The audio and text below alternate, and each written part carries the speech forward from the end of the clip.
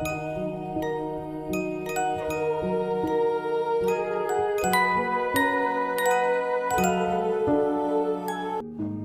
শুনবেন অদ্ভুত বালকের চতুর্থ পর্বটি। ঘটনা পাঠে বরাবরের মতো আমি সামিন। চলুন শুনে আসা যাক ঘটনাটি। কোথায় পালাচ্ছ? গভীর কণ্ঠে বলল অদ্ভুত। তার জলজলে চোখ দুটো স্পর্শের দিকে স্থির। স্পর্শ একটা ঢোক গিলে তোতলাতে তোতলাতে বলল, পালাচ্ছি কে বলল? তুমি কি ভেবেছ বাড়ি ছেড়ে চলে গেলেই আমার পিছু ছাড়াতে পারবে?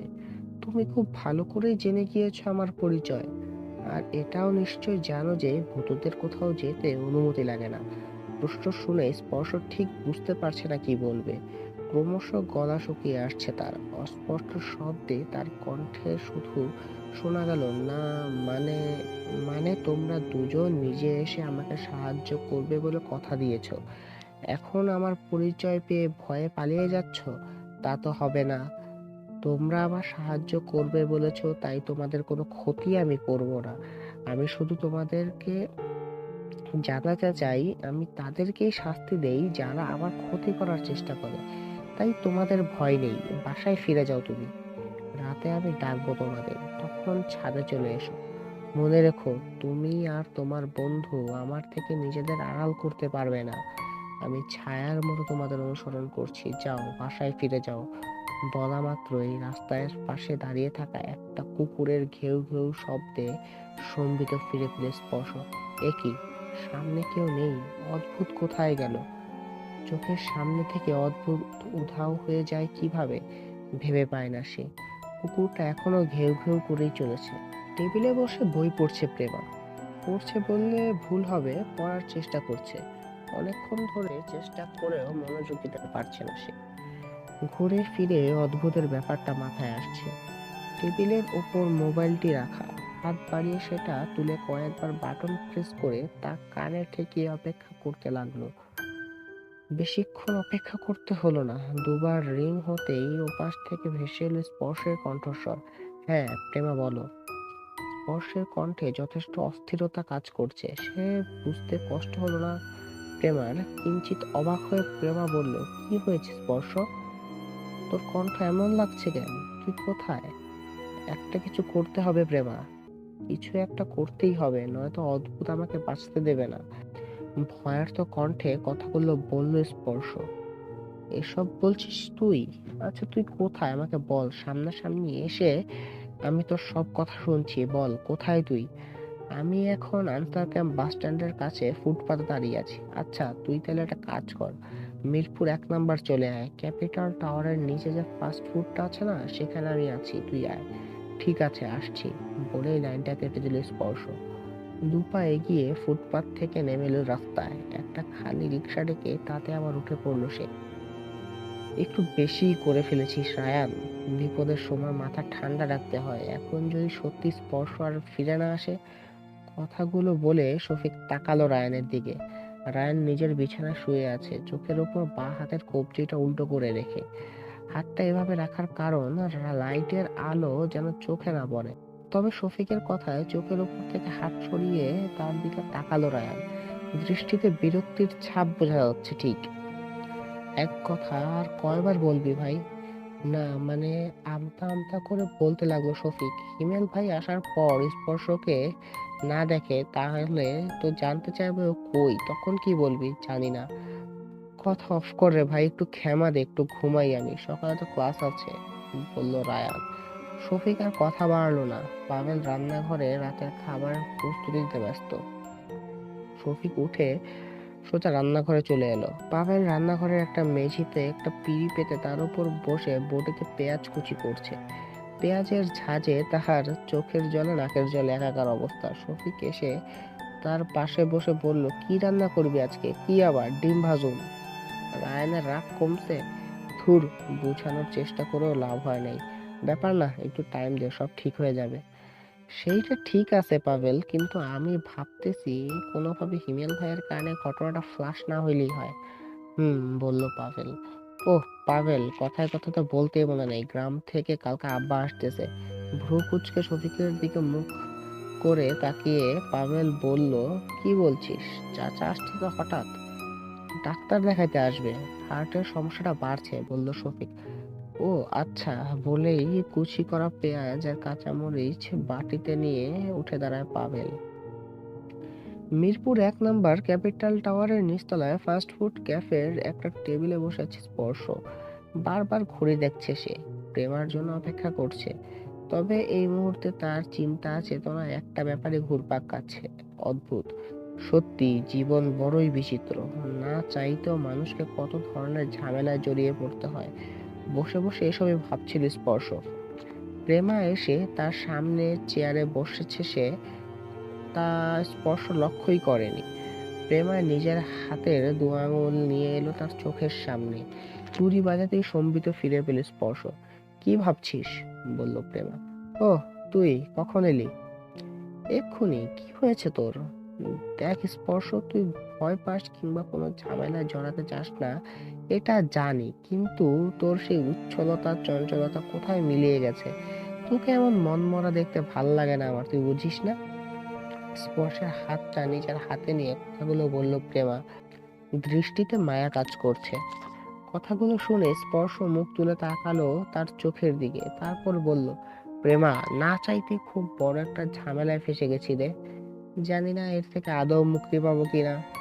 স্পর্শের কণ্ঠে হতাশার ছাপ দেখা যাচ্ছে। তুই ফোনে কিছু একটা বলতে চাইছিলি, খুলে বল, কি হয়েছে? কিছুক্ষণ আগে অদ্ভুতের সাথে দেখা হয়েছিল আমার। স্পর্শের গলায় স্বর কেমন কেঁপে উঠল। প্রেমা নিজের চোখ জোড়া ছানা বড়া করে বলল, বলিস কি? কোথায়? আনসার ক্যাম্পে। পুরো ঘটনাটা শোন। রায়ানের সাথে আজ বাসায় খুব কথা কাটাকাটি হয়েছে আমার। সে কি? কেন? চমকে উঠল প্রেমা।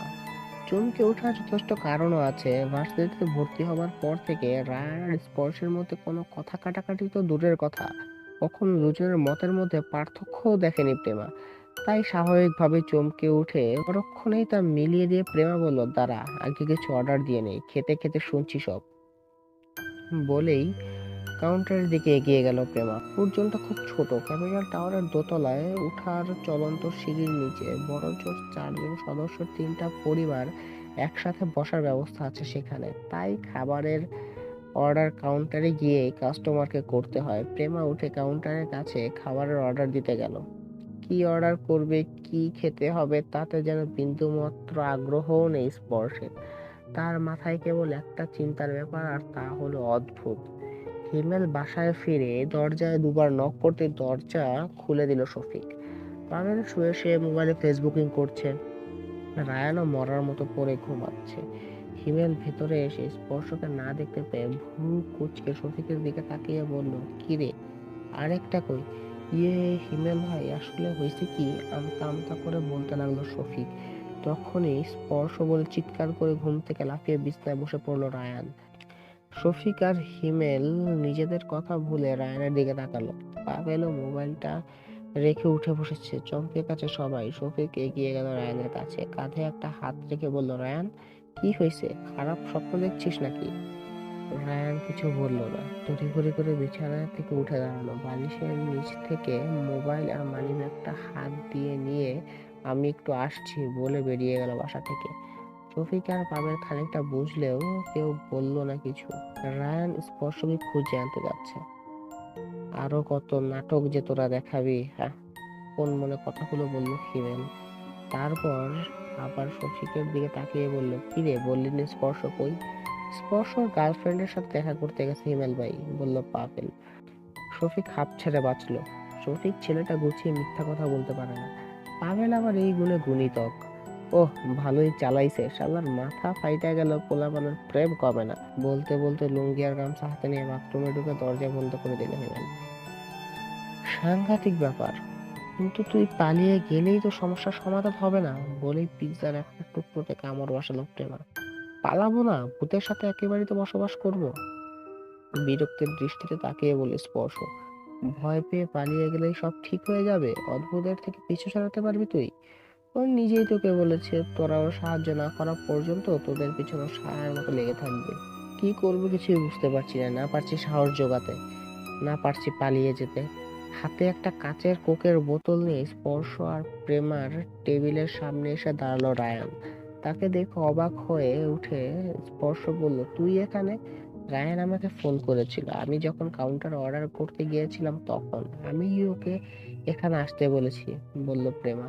ওহ, বলে বসে পড়ল স্পর্শ।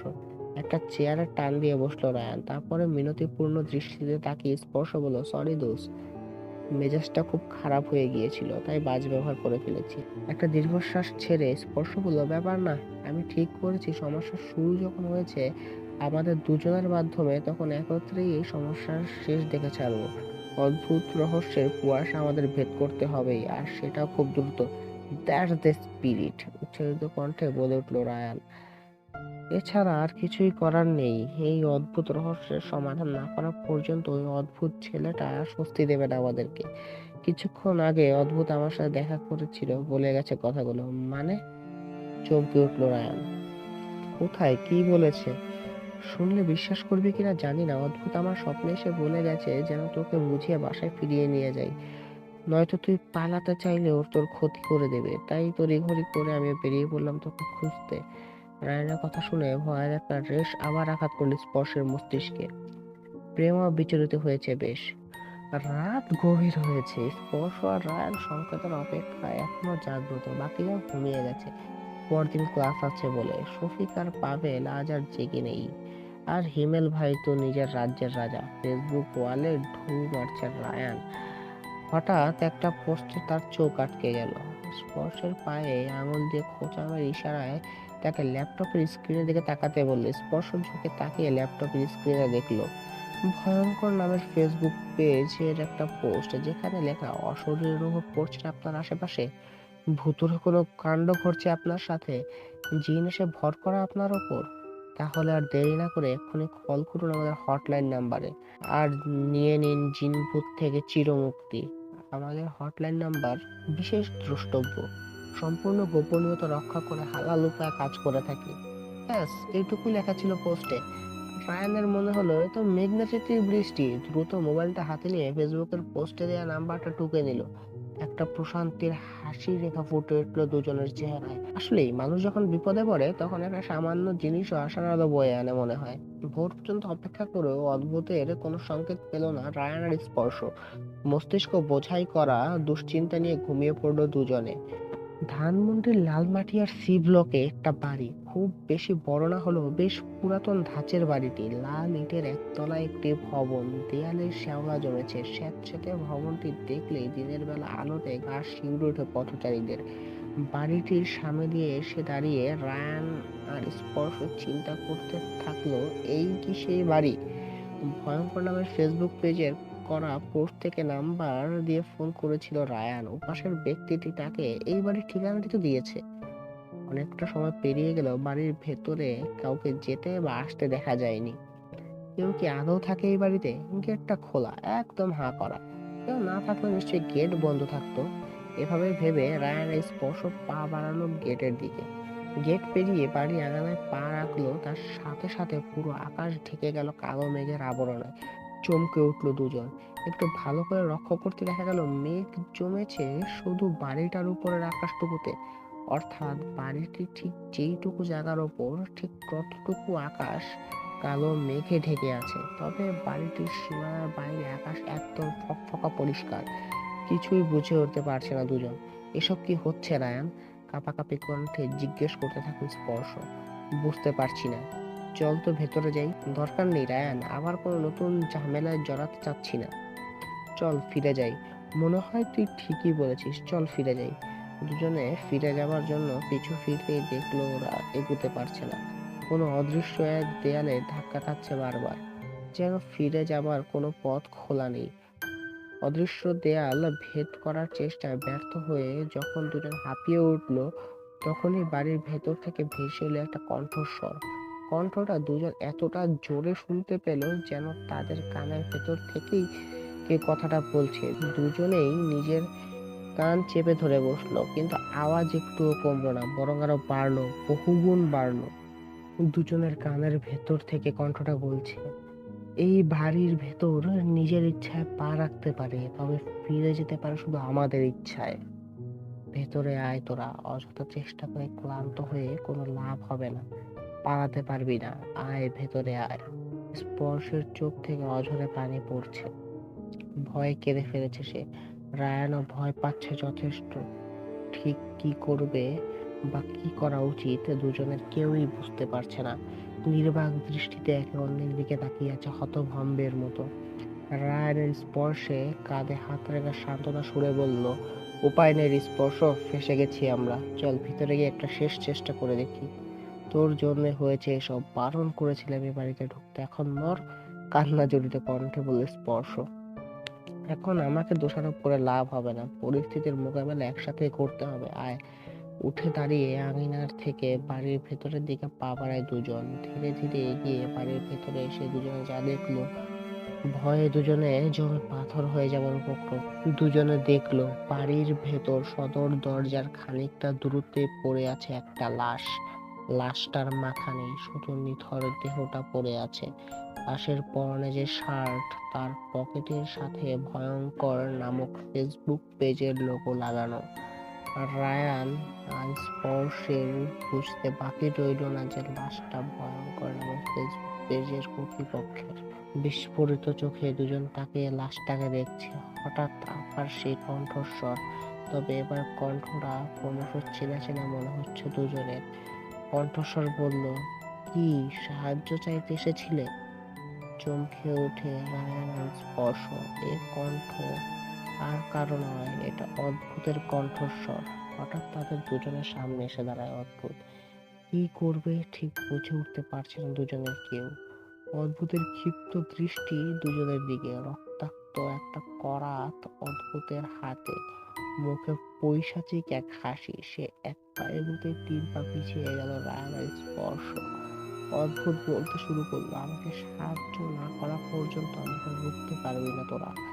যার কাছেই সাহায্যের জন্য যাবি, তার অবস্থাই হবে ঠিক এই লাশটার মতো। তোরা নিজেরা এসে আমাকে সাহায্য করতে চেয়েছিস, আমি না চাওয়া পর্যন্ত তোদের নিস্তার নেই। হয় আমাকে সাহায্য কর, আর নয়তো মর। উচ্চস্বরে হেসে উঠল অদ্ভুত। ভূকম্পন শুরু হলো সেই হাসির শব্দে। স্পর্শ চিৎকার করে কেঁদে উঠল। শক্ত করে রায়ানের হাত চেপে ধরল সে। রায়ান নিজেও একটা ঘোরের মধ্যে আছে। হঠাৎ দুজনে লক্ষ্য করলো বাড়িটাও কাঁপছে অদ্ভুতের হাসির শব্দে। পায়ের নিচের জমিনে ফাটল ধরতে শুরু করেছে। রায়ানের স্পর্শ দৌড়ে সরে এলো খানিকটা, তখন জমির পেটে ফাঁক হয়ে প্রকাণ্ড এক খাদ তৈরি হয়ে গেল। ভেতরে গভীর শূন্যতা পড়ে থাকা মৃতদেহটা হঠাৎ পড়ে গড়াতে লাগলো। লাশটা গড়িয়ে পড়ে গেল সেই খাদের ভেতর। বিস্ফোরিত দৃষ্টিতে দুজন তাকিয়ে আছে। লাশটা খাদের ভেতর জ্বলতে থাকা লাল লাভাগুলোর ভেতর গিয়ে পড়লো। পড়া মাত্রই জ্বলে ভস্ম হয়ে গেল লাশটা। ঘুম থেকে এক ভয়ঙ্কর রকম বীভৎস স্বপ্ন দেখে লাফিয়ে জেগে উঠল স্পর্শ। একইভাবে চিৎকার করে লাফিয়ে ঘুম থেকে জেগে উঠল রায়ানও। জোরে জোরে নিঃশ্বাস নিতে লাগলো দুজনেই। হকচকিয়ে এদিক সেদিক তাকিয়ে তারা দেখলো নিজেদের ঘরের বিছানাতে শুয়ে আছে দুজনে। আতঙ্কিত দৃষ্টিতে স্পর্শ বলল, ভয়ঙ্কর পেজের সাথে যোগাযোগ করা যাবে না রায়ান। কেঁপে গেল তার গলা। আমিও তোকে এটাই বলতে চাইছিলাম। আমি স্বপ্নে, রায়ান শেষ করার আগে স্পর্শ আবার বলল, একদম, আমি অদ্ভুতকে স্বপ্নে দেখেছি। লাশ, বাড়ি, অদ্ভুত, ভূমিকম্প, ফাটল, লাভা, উফ কি বীভৎস, আজব। দুজন একই সাথে একই স্বপ্ন দেখার কারণটা কি? ভুরুজোড়া কুঁচকে বলল রায়ান। তোকে আর আমাকে সাবধান করে দিয়েছে। অদ্ভুত চায় না আমরা ওকে বধ করতে কোনো হুজুর, ওঝা ও তান্ত্রিকের সাথে যোগাযোগ করি। এটা তো এখন স্পষ্ট যে অদ্ভুত আমাদের থেকে সাহায্য চায়। তবে ওকে সাহায্য করতে ঠিক কি করতে হবে এটা আমাদের জানতে হবে, বলল রায়ান। স্পর্শ পুরো ঘরে নজর বুলিয়ে অবাক হয়ে দ্রুত বিছানা থেকে নেমে দাঁড়িয়ে বলল, কি রে রায়ান, রুম ফাঁকা কেন, সবাই কোথায়? রায়ানের চোখ ডলতে ডলতে বিছানা ছেড়ে নেমে দাঁড়ানো। দেয়াল ঘড়ির দিকে দৃষ্টি পড়তে হতাশ হয়ে আবার বিছানায় সে বসে পড়ল। খাইছে, বলল রায়ান। একটা ঘড়ির দিকে তাকা, দুপুর 12:30 বাজে। হিমেল ভাই অফিসে, আর পাবেল শফিক মনে হয় ভার্সিটিতে গেছে। চল বাজারে যাই, কিছু নিয়ে আসি, রান্না করতে হবে তো, বলল স্পর্শ। আচ্ছা বস, একটু মুখটা ধুয়ে আসি বলেই উঠে বাথরুমে ঢুকে দরজা আটকে দিল রায়ান। বিকেল নাগাদ বাবাকে সাথে নিয়ে বাসায় ফিরল শফিক। তার বাবা জয়নাল মিয়া গ্রামের সামান্য একজন কৃষক, সাদা পাঞ্জাবি আর লুঙ্গি পরনে, মাথায় টুপি। বাসায় ঢুকে রায়ানের স্পর্শকে দেখলো না শফিক। দরজা লক করাই ছিল, আশেপাশে কোথাও গেছে হয়তো ভাবলো সে। বাবার ব্যাগটা ঘরের মেঝেতে রেখে শফিক বলল, আব্বা এটাই আমগো বাসা, আমরা 5 জন একলগে থাকি। ও আচ্ছা, তা বাকি 4 জন কই? অবাক চোখে ছেলের মুখের দিকে তাকিয়ে জিজ্ঞেস করলেন জয়নাল মিয়া। চইলে আসবো, তুমি বাথরুমে যাও, হাত মুখ ধুইয়া আসো, আমিও হাত বসাই, বলল শফিক। অগত্যা ব্যাগ থেকে লুঙ্গি আর গামছা বের করে বাথরুমে ঢুকলেন জয়নাল মিয়া। বোঝাই যাচ্ছে ঢাকা শহরের জীবনযাত্রার সাথে পরিচিত হলেও অভ্যস্ত নন তিনি। জয়নাল মিয়া বাথরুমে ঢুকতেই শফিক দ্রুত রান্নাঘরে ঢুকে পড়ল। ভাতের পাতিলে চাল নিয়ে 3 ধোয়া দিয়ে চুলায় বসিয়ে দিল। সন্ধ্যার ঠিক পরপর সময়টা, মাগরিবের আজান হয়েছে কিছুক্ষণ আগে। নামাজ আদায় করছেন সুমন সাহেব। তার নামাজ শেষ হবার অপেক্ষায় ড্রয়িং রুমে বসে আছে স্পর্শ। নামাজ শেষে সুমন সাহেব বেরিয়ে এলেন ঘর থেকে। মাথায় সাদা রঙের টুপি এখনো আছে। তাকে দেখে উঠে সালাম দিল স্পর্শ। ওয়ালাইকুম আসসালাম, বসো বাবা বসো, বলেই এগিয়ে এসে সোফায় স্পর্শের মুখোমুখি হয়ে বসলেন তিনি। স্পর্শ বসলো। এমন একটা অপ্রস্তুত লজ্জিত দৃষ্টিভঙ্গি ওর চেহারায়। এক গাল হেসে সুমন সাহেব বললেন, তা বাবা এই অসময়ে তুমি? আমাকে মাফ করবেন আঙ্কেল, গতকাল অমন বাজে ব্যবহার করা আমার উচিত হয়নি। আপনি আমার মুরব্বি, আমি আসলে খুব লজ্জিত আঙ্কেল।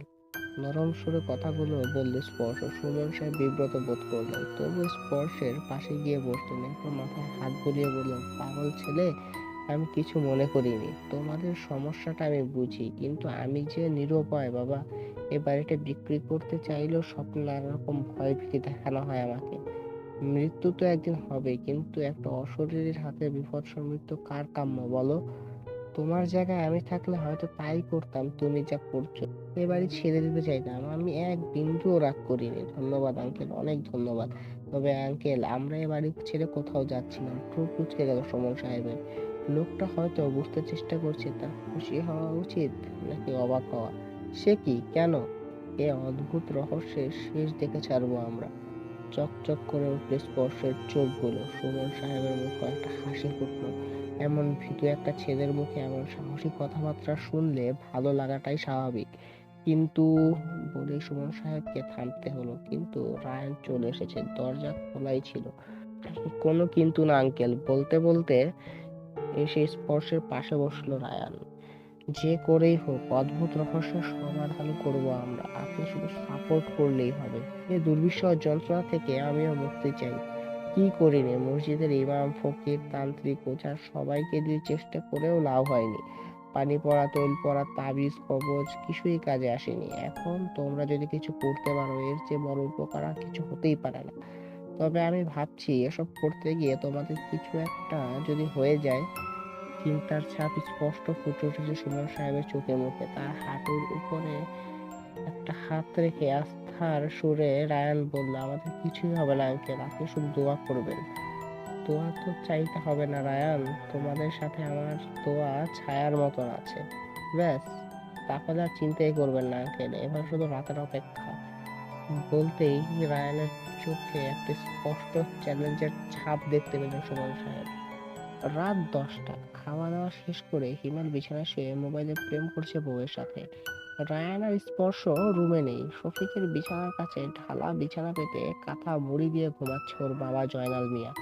আগামীকাল তার ডাক্তারের কাছে যাবার তারিখ। ন্যাশনাল হার্ট ফাউন্ডেশনে কাল শফিককে নিয়ে যাবে তাকে। শফিক আর পাভেল রান্নাঘরে। পাভেল চুলায় তরকারি গরম করছে আর শফিক এঁটো বাসনগুলো ধুয়ে রাখছে। পানির কল বন্ধ করেই শফিক বলল, হিমেল ভাই ঘুমাইলেই দোতলায় যাইতে হবে। জানি, তুই অফ যা এখন, হিমেল ভাই শুনলে ঝামেলা আছে। আচ্ছা, তরকারি গরম করা হইলে বাইরে আয়, একটা বিড়ি টেনে আসি। যা তুই, আসতেছি আমি। ধোয়া থালা বাসনগুলো যথাস্থানে রেখে রান্নাঘর থেকে বেরিয়ে এসে আলনায় রাখা টি শার্টটা টেনে নিয়ে গায়ে জড়ালো শফিক। তা দেখে, এই 1 মিনিট লাইনে থাকতো, বউকে বলল হিমেল।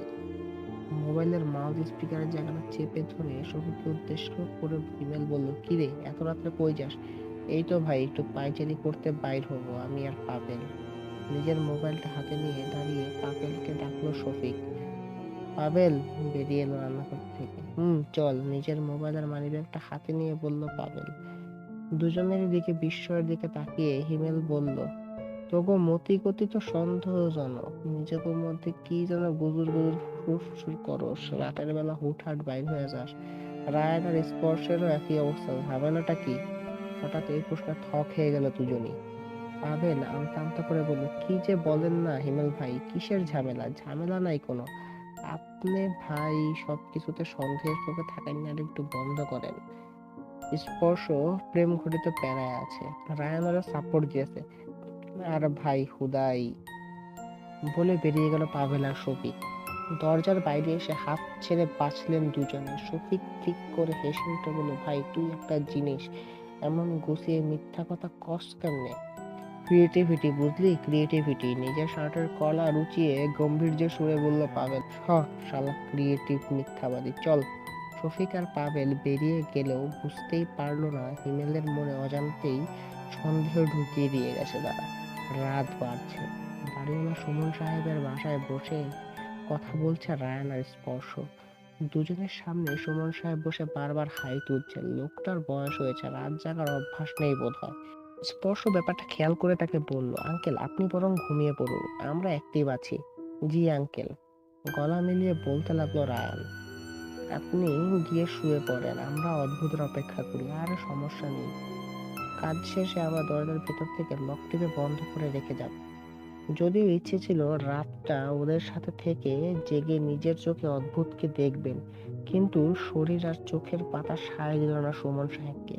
অগত্যা উঠে তিনি ভেতরে শোবার ঘরে চলে গেলেন। রায়ান মোবাইল তুলে কল করলো শফিককে। শফিক রিসিভ করতেই রায়ান বলল, হ্যাঁ শফিক, ইমেল ভাই ঘুমাইছে? ঘোরা বিচ্ছা ঘুমাইতেছে, এখন ঝামেলা নাই, আমি আর পাবেল জাগনা আছি তোর আসা পর্যন্ত। ঠিক আছে, আমরা স্পর্শ এখন ছাদে যাইতেছি। অদ্ভুত তো নিচ থেকে কোনো সিগন্যাল দিতেছে না, আমরাই ছাদে গিয়ে দেখি। আচ্ছা, কোনো সমস্যা হলে ফোন করিস।